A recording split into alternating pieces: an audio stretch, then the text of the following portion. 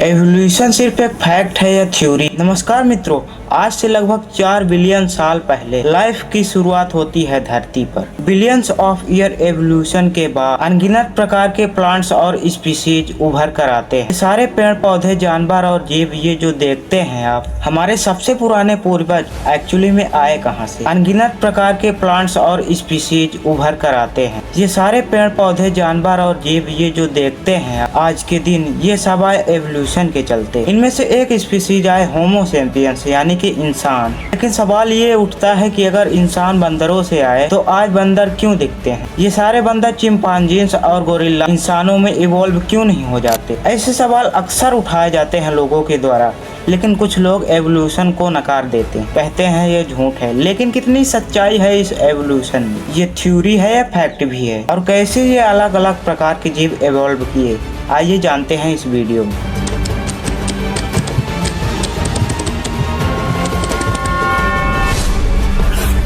शुरुआती दोस्तों, सबसे पहले मिसकंसेप्शन को दूर करते हैं। एवोल्यूशन की थ्योरी कभी ये नहीं कहती कि बंदर इंसान बन गए, बल्कि ये कहा जाता है कि सारे चिंपांजी, गोरिल्ला, बंदर इंसानों के पूर्वज रहे हैं और वो पूर्वज आज के दिन जिंदा नहीं।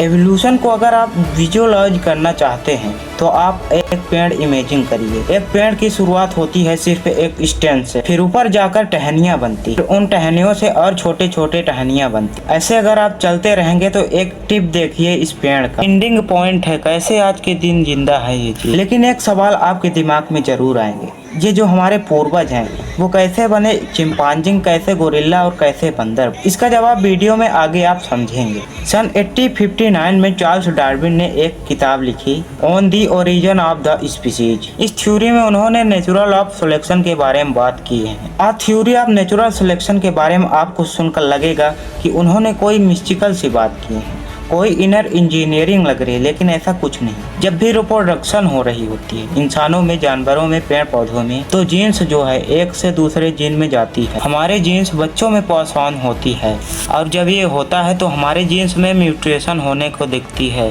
थोड़े बहुत बदलाव आ जाते हैं जीन्स में और कुछ वेरिएशंस देखने को मिलते हैं। जैसे कि फॉर एग्जाम्पल आपकी ब्राउन आंखें हैं और आपके बच्चों में ग्रीन आंखें देखने को मिलती हैं। इसका मतलब कि अचानक से म्यूटेशन आ गई उनके जीन्स में, आंखों को कलर देने वाली जीन्स हैं। हो सकता है कि आपके बच्चों में आने वाले आंखों में ग्रीन आंखें देखने को मिले। अक्सर ये वेरिएशंस होती है तो कुछ फायदेमंद होती है और कुछ नुकसानदायक होती है, तो कुछ सरवाइव कर पाती हैं और कुछ डायरेक्ट हो जाती है। इसी प्रोसेस को कहा जाता है नेचुरल सिलेक्शन। फॉर एग्जाम्पल मान लो एक मेंढक है जो ब्राउन कलर का है, जंगल में रहते हैं। इसके 4 बच्चे हैं, 3 ब्राउन कलर का है और एक ग्रीन कलर। ये ग्रीन कलर का मेंढक अपने आप को अच्छे से डिस्क्राइब कर पाता है, अपने आप को कैमोफ्लेज कर पाता है। इसके चलते से एक एडवांटेज मिलता है, एक सांप आता है और ब्राउन कलर के मेढकों को खा जाता है क्योंकि वो आसानी से दिख पाता है, और ग्रीन कलर का मेढक उसे नहीं दिख पाता और बच जाता है। आगे आने वाली पीढ़ियां इसकी ग्रीन कलर की होती है। कुछ इस तरह के मोटे मोटे तौर पर थ्योरी ऑफ नेचुरल सिलेक्शन इस पर काम करता है। कई मोटिवेशनल स्पीकर इस टर्म का मिसयूज करते हैं। अब आप बेसिक समझ लिए, आप समझते हैं कि एवोल्यूशन एक्चुअली में हुआ कैसे। कई बिलियन साल अगर आगे चले तो एक खास किस्म का बैक्टीरिया आता है हमें एवोल्यूशन के चलते, साइनोबैक्टीरिया।